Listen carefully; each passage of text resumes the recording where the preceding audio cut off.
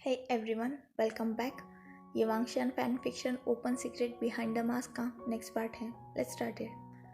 वेंचाओ और वेंशु और उनके सारे आदमियों ने अपने मिस्टीरियस बॉय को पूरी तरीके से घेर के रखा था. पूरा कॉलेज और बुली गैंग भी वहाँ मौजूद हो चुके थे. हर कोई बस दूर खड़ा होकर ये तमाशा देख रहा था. कोई भी पास जाकर इन सब चीज़ों को रोक नहीं रहा था, यहाँ तक कि वांगजी भी नहीं. वो और उसका गैंग भी बस दूर खड़े होकर ये सब नज़ारा देख रहे थे. दूसरी तरफ बात अगर की जाए अपने मिस्टीरियस बॉय की, तो वो तो बहुत परेशान हो चुका था. वो जितना इन सब चीज़ों से भागना चाहता था, उतनी ही ये सारी चीज़ें उसके सामने आकर खड़ी हो जाती थी. वो नहीं चाहता था ये सब, पर फिर भी ना चाहते हुए भी सबका अटेंशन उसी की तरफ आ रहा था और सब बस उसे ही परेशान करने में लग चुके थे. खास कर कि ये वेंचाओ की आंखों में वो मिस्टीरियस पर्सन अपने लिए इतना गंदा कुछ देख रहा था कि उसे सच में वेंचाओ पर बहुत ज़्यादा डिस्गस्टिंग फील हो रहा था. वो समझ सकता था कि वेंचाओ उसके साथ क्या करने के बारे में सोच रहा है और जिसकी वजह से उसे वेंचाओ पर बहुत ज़्यादा गुस्सा भी आ रहा था. सेम एज वेंशु, वो भी उस पर्सन की तरफ कुछ अच्छी नज़र से नहीं देख रहा था. वेंचाओ आगे बढ़ रहा था और वो मिस्टीरियस बॉय अपनी ही जगह पर खड़ा था, क्योंकि अगर वो पीछे जाता तो वेंचाओ के एक आधे आदमी से तो टकरा ही जाता. उसे भागने के लिए कोई भी रास्ता नहीं था. वो चारों तरफ से ट्रैप था, जिस वजह से वो अपनी जगह से नहीं हिलता.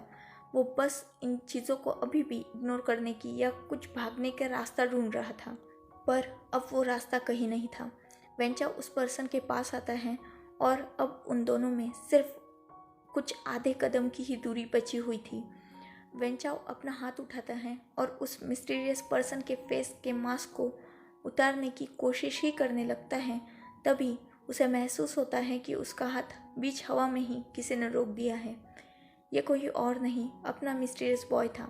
उसने वेंचाओ का हाथ बीच में ही पकड़ लिया था और वह लगातार अपना हेड ना में शेक कर रहा था और सबको अपने आप से दूर रखने की कोशिश कर रहा था, पर ऐसा नहीं हो रहा था. वेंचाओ की हिम्मत और भी बढ़ रही थी और वो मास्क उतारने के लिए इतना डेस्परेट था कि वो सीधा दूसरे हाथ से अपने मिस्टीरियस बॉय के फेस पर पंच कर देता है, जिस वजह से अपना मिस्टीरियस बॉय वो हाथ छोड़ देता है वेंचाओ का और खुद को संभाल ना पाने की वजह से नीचे ग्राउंड पर गिर जाता है. पंच बहुत स्ट्रांग था, पर फिर भी अपना मिस्टीरियस बॉय ज़्यादा कुछ रिएक्ट नहीं करता. खड़ा होता है और फिर वहाँ से जाने की कोशिश करने लगता है, पर वेंचाओ का दिल अभी भरा नहीं था. मिस्टीरियस बॉय जाने के लिए पलटा ही था कि वेंचाओ ने उसके शोल्डर पर हाथ रखा और वो फिर से उसे अपनी तरफ पलटा लिया और उसका मास्क उतारने की कोशिश करने लगा. अब मिस्टीरियस बॉय के हद से बाहर हो चुका था. वो और ये सब नहीं सह सकता. अब वो और कमज़ोर बन के नहीं रह सकता. यही सोचते हुए मिस्टीरियस बॉय बस एक पंच वेंचाओ के चीक पर करता है और सिचुएशन कुछ ऐसी थी कि वेंचाओ के आंखों के सामने अंधेरा आ चुका था और उसे अपनी पूरी दुनिया गोल घूमते हुए नजर आ रही थी. वो ग्राउंड पर गिर चुका था. उसके माउथ से बहुत सारा ब्लड बाहर भी निकल चुका था.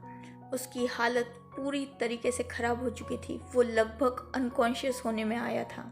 बहुत मुश्किल से ही वो अपनी आंखें तक ओपन रख पा रहा था.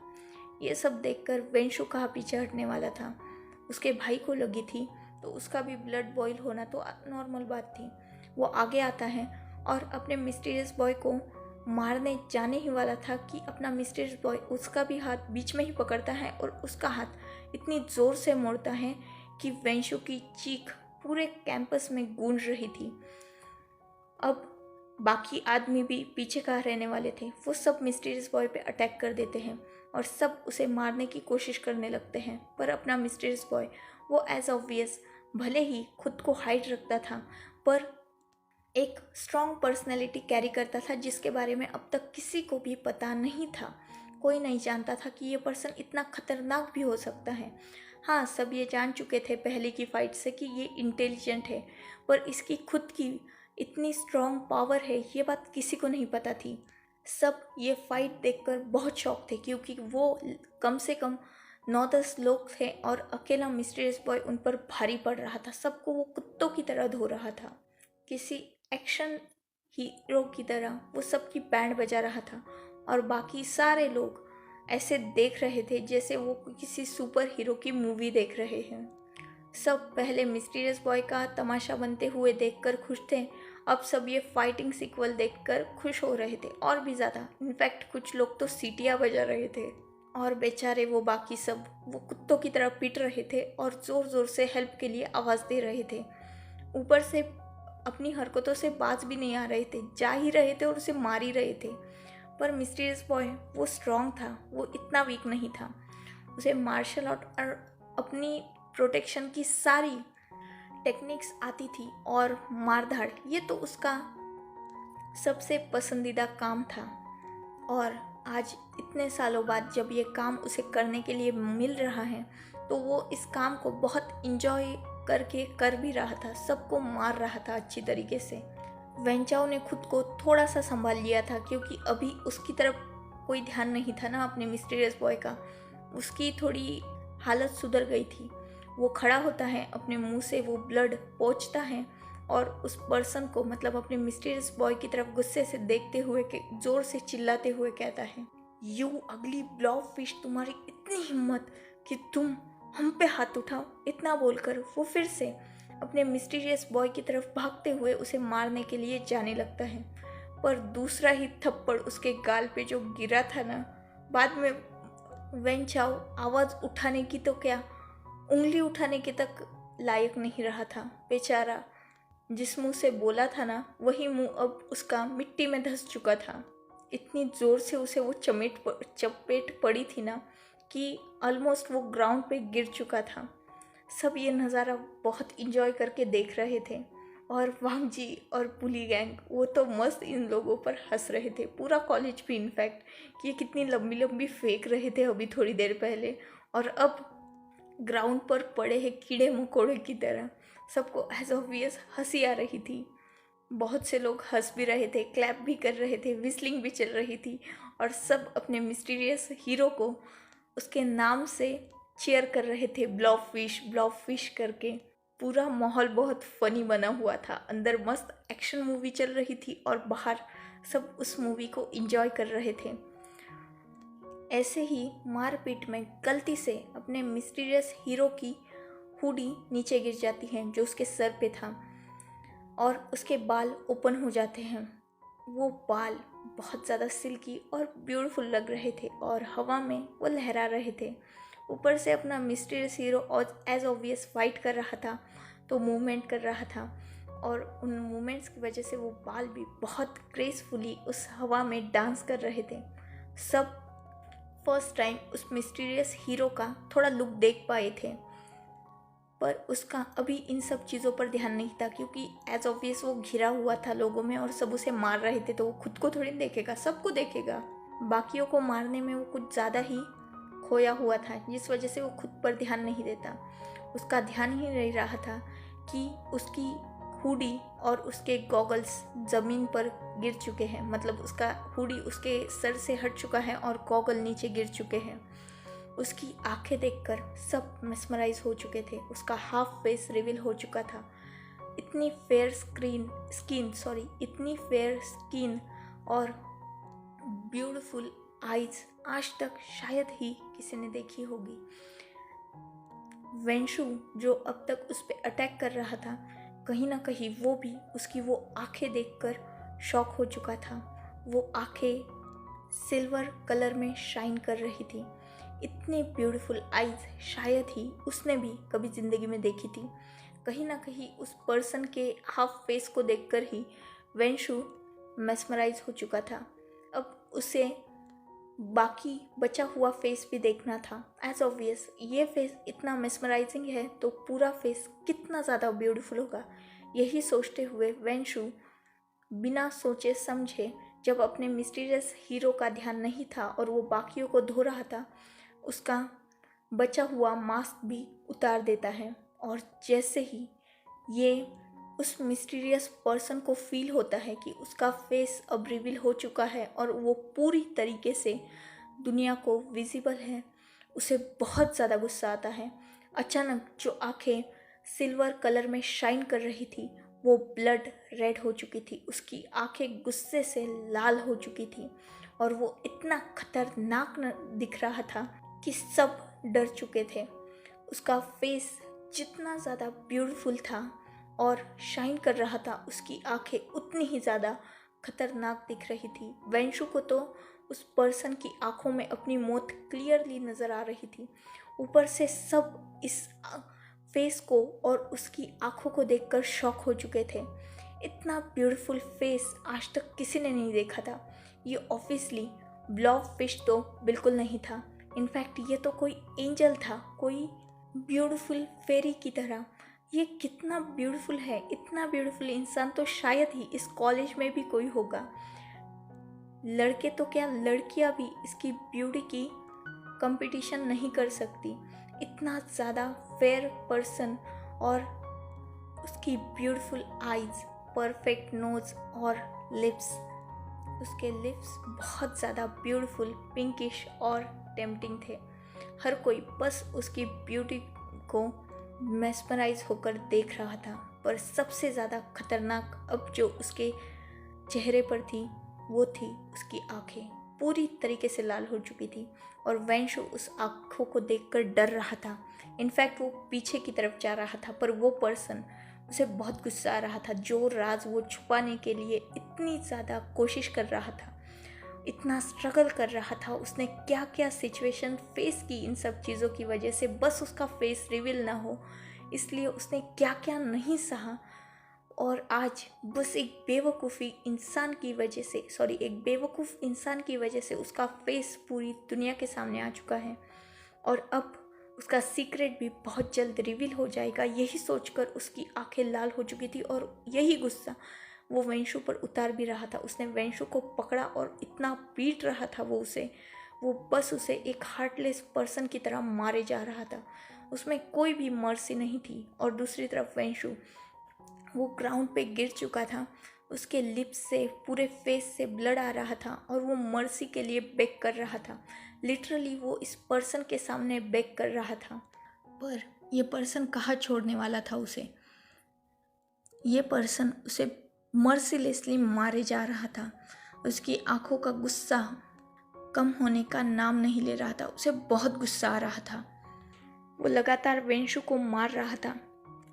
अचानक उस पर्सन को, मतलब अपने मिस्टीरियस बॉय को फील होता है कि उसके शोल्डर पे किसी ने हाथ रखा है। उसे लगा कि ये वेंचाओ होगा, जिस वजह से वो वेंशु को छोड़ के पीछे मुड़ता है और उस हाथ को पकड़ के जैसे ही वो उसके सामने वाले पर्सन पर हाथ उठाने ही वाला था, इनफैक्ट उसका हाथ बीच हवा में ही था, कि अचानक वो उस फेस को देखकर अपना हाथ बीच में ही रोक लेता है और तुरंत अपने हाथ को नीचे भी कर देता है और एक ओबीडियंट बच्चे की तरह उस पर्सन के सामने अपना हेड डाउन करके खड़ा हो जाता है।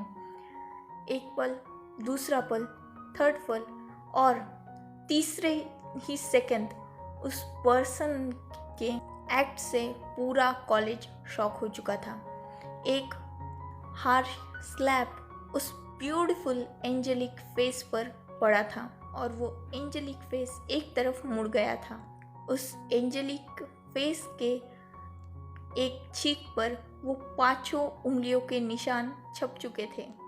वो अननोन पर्सन जिसने उस मिस्टीरियस बॉय को स्लैप किया था, उसने उसका कॉलर पकड़ा और वो लगभग खींचते हुए उसे कॉलेज के बाहर ले जाने लगा। किसी में भी इतनी हिम्मत नहीं थी कि वो उसे रोक सके। ऑब्वियसली मिस्टीरियस बॉय की ताकत सबने देखी थी। अगर ये पर्सन भी उसे हार्म करने ही आया था तो मिस्टीरियस बॉय उसे भी आराम से ये संभाल सकता था, पर उसने ऐसा नहीं किया। तो बाकी कॉलेज में भी इतनी हिम्मत नहीं थी कि वो अब इस मिस्टीरियस बॉय के किसी भी काम में टांग अड़ाए। एज ऑब्वियस सब ने उसका वो रौद्र रूप देख लिया था, तो किसी में इतनी हिम्मत नहीं थी कि वो बीच में आए। सब बस शॉकिंगली अपनी अपनी जगह खड़े थे और उन दोनों पर्सन्स को उस कॉलेज के मेन गेट से बाहर जाते हुए देख रहे थे। सबसे पहले जो अपने शॉक से बाहर आया था वो था लानवांग जी। वो लगभग भागते हुए उन दोनों के पीछे भागा था, उन दोनों को चेस कर रहा था और उन्हें कैसे भी तरह पकड़ना चाहता था, पर वो दोनों बहुत ज़्यादा फास्ट है।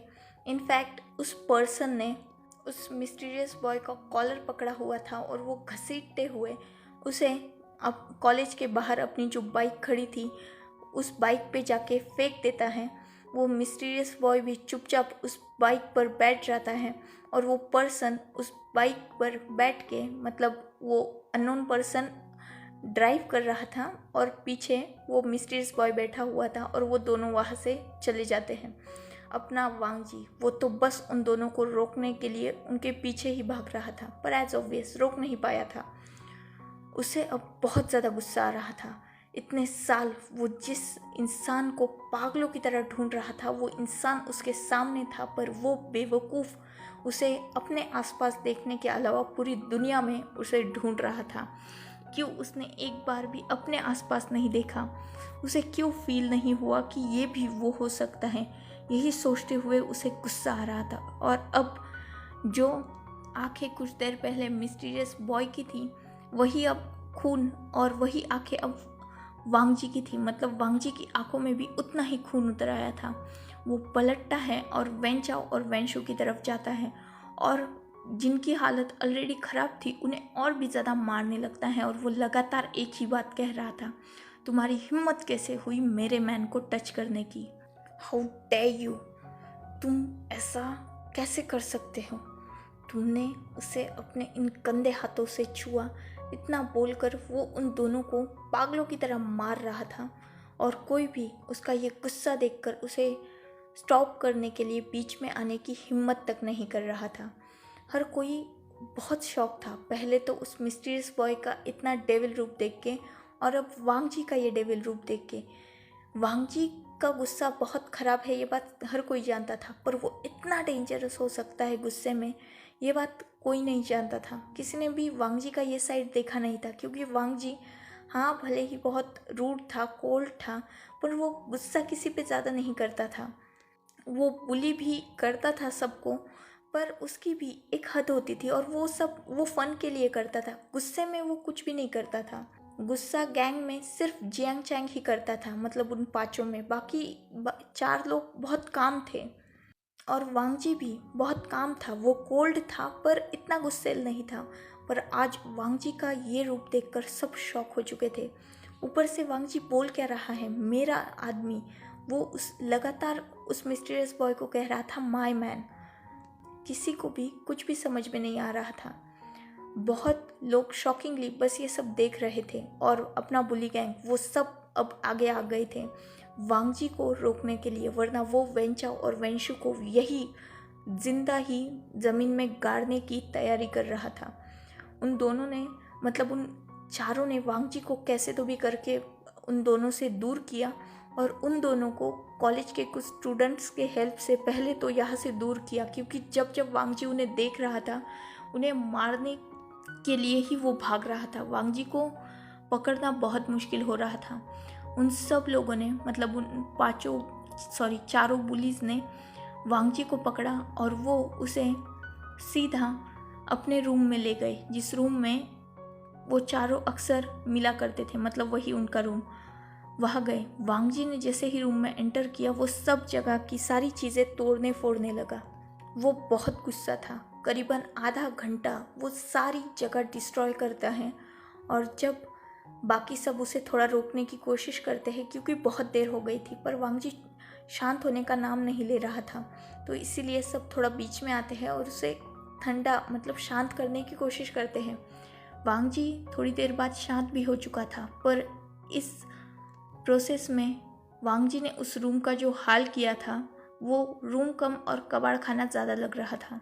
सारी चीज़ें इधर उधर बिखरी हुई थी और रूम का बुरा हालत था।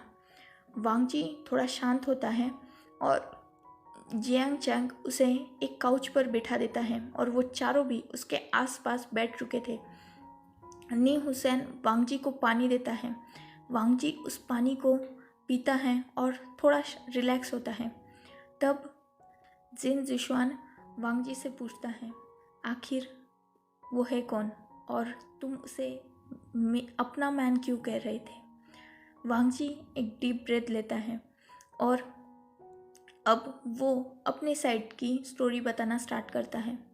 एक्चुअली मैं उस पर्सन के बारे में कुछ भी नहीं जानता। मुझे उसका नाम भी अभी थोड़े दिन पहले ही पता चला है कॉलेज के रिकॉर्ड से। उसका नाम शुयांग है, पर मैं उसे आज नहीं जानता। मैं उसे बहुत दिनों से जानता हूँ। इनफैक्ट मैं उसे ढूंढने की बहुत कोशिश कर रहा था, पर वो मुझे मिल ही नहीं रहा था। मैंने बहुत कोशिश की उसे ढूंढने की, पर वो उस दिन के बाद पूरी तरीके से वैनिश हो चुका था और मुझे आज उसका फेस देखने को मिला। वही फेस जिसे देखने के लिए मैं न जाने कितने दिन से तड़प रहा था। सो इनफ फॉर टुडे। इस स्टोरी के बारे में थोड़ी सी बात कर लेते हैं। कल आप सब लोगों ने मुझे बहुत सारे कमेंट्स किए, जिन्हें मैंने एक्चुअल में, टू बी ऑनेस्ट, ये स्टोरी मतलब ये पार्ट अब रिकॉर्ड करने से बस 10-15 मिनट पहले ही पढ़े हैं। कुछ बहुत इम्पॉर्टेंट वर्क्स में फंस गई थी, जिस वजह से सारे कमेंट्स को बस लाइक करके छोड़ दिया और मैंने अभी अभी थोड़ी देर पहले ही वो सारे कमेंट्स पढ़े हैं। सबको मिस्ट्री जाननी है तो कल के एपिसोड में पूरी मिस्ट्री ओपन हो जाएगी वांगजी के साइड की, और बाकी जो बची हैं वो भी बहुत जल्द ओपन हो जाएगी। इस स्टोरी में सबने 2 पर्सन को ज़्यादा नोटिस किया है, एक मिस्टीरियस बॉय और दूसरा वो बिजनेसमैन का अय्याश बेटा। वो कौन है तो बहुत जल्द सब कुछ पता चल जाएगा। और अगर ध्यान से स्टोरी सुनी होगी तो इस पूरी स्टोरी में 2 पर्सन नहीं हैं जो हिडन है। इस पूरे स्टोरी में 4 लोग ऐसे हैं जो हिडन हैं। 4 कैरेक्टर ऐसे हैं जो अभी तक किसी के भी सामने नहीं आए, और उन्हीं 4 कैरेक्टर की ये पूरी स्टोरी है। अब कौन किससे रिलेट करता है या किससे क्या है, या वांगजी इस मिस्टीरियस बॉय को कैसे जानता है, ये सब पता चल जाएगा। बस 2-3 एपिसोड ही, और ये 2 जो मतलब कल का और आने वाले जो 2-3 एपिसोड हैं उसमें ही इस पूरे स्टोरी की मिस्ट्री है। और रही बात मिस्टीरियस बॉय के नाम की, तो मैंने आपको वो बता दिया था, उसका नाम शुयांग था। सो आगे की ये शुयांग नाम की जो मिस्ट्री है वो भी बहुत जल्द सॉल्ट आउट हो जाएगी। और सबसे इम्पॉर्टेंट यार, मैं बहुत सारे कमेंट्स पढ़ती हूँ और ऑनेस्टली मुझे बुरा लगता है, क्योंकि बहुत सारे लोग कमेंट तो करते हैं लेकिन लास्ट में लिखते हैं कि दी प्लीज़ बुरा मत मानना, दी प्लीज़ गुस्सा मत करना, दी नाराज़ मत होना और हमें गलत मत समझना। तो मुझे समझ में नहीं आ रहा कि मैं सबके कमेंट्स का इतना रूड रिप्लाई तो मेरे ख्याल से नहीं करती कि किसी को ऐसा लगा हो कि मैं रूड हूँ या आपको कुछ ऐसा बोला होगा। तो देखो यार, इंसान हूँ, थोड़ी गलती हो जाती है, बट ऐसा मत लिखते जाओ कि दी सॉरी, मैंने कमेंट तो कर रही हूँ पर डांटना मत, गुस्सा मत होना, या आपको बुरा लगेगा इसलिए कमेंट नहीं करते वगैरह वगैरह। ऐसा मत ये करो। मैं ज़्यादा गुस्सा जल्दी होती नहीं हूँ, और अगर हो भी जाऊँ तो ह्यूमन नेचर है, लेकिन मैं इतना रूड रिप्लाई किसी को देती नहीं हूँ। तो अगर गलती भी हो जाए तो मुझसे कुछ गलती हुई है या आपको ऐसा लगता है कि मैं रूड हूँ, तो नहीं यार, मैं इतना रूड नहीं हूँ। मैं नॉर्मली फ्रेंडली बिहेव करने की कोशिश कर रही हूँ, और आप सब मेरी फैमिली हो, मैं सबसे कनेक्ट करने की कोशिश कर रही हूँ।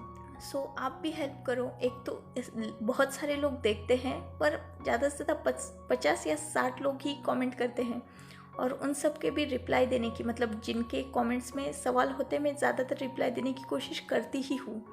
सो ऐसा मत सोचो कि मैं गुस्सा होंगी इसलिए आप कमेंट ना करो या कुछ और अगर आपको कुछ ऐसा लगता है कमेंट करने में कि सब पढ़ेंगे और उन्हें गुस्सा आएगा या और कुछ, तो मेरी इंस्टाग्राम आईडी है, आप वहाँ जाकर मुझे कमेंट कर सकते हो। मैं गुस्सा नहीं करती हूँ। और प्लीज़ जो मैं कमेंट करेगा ना, ऐसे सोच के मत करो कि दी गुस्सा हो जाएगी कमेंट पढ़ के। ऐसा कुछ नहीं होता। मैं खुद भी आपके कमेंट्स का इंतज़ार करती हूँ, चाहे वो पॉजिटिव हो नेगेटिव हो।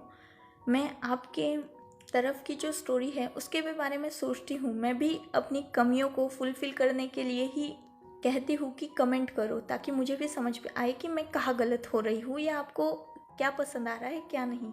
तो ऐसा मत सोचा करो कि गुस्सा आएगा वगैरह वगैरह। जो भी होगा वो देखा जाएगा। और सिंपली मैं गुस्सा नहीं करती। अगर किसी पे किया हो तो फिर एक बार I am really sorry.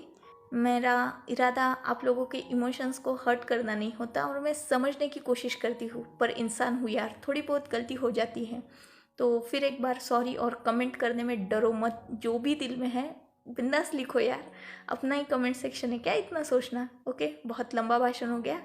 Good bye, take care, enjoy your beautiful life.